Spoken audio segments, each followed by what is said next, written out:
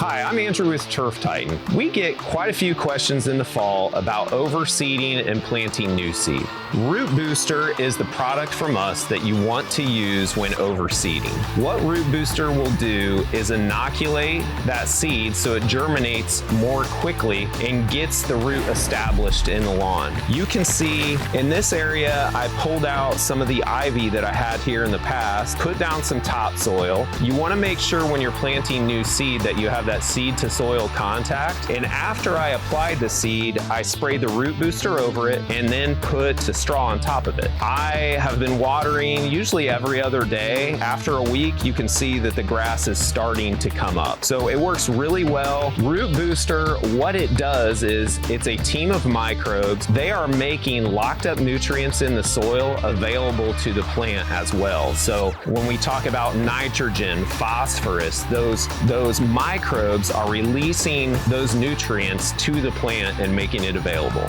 When you overseed in the fall, make sure you're using Root Booster.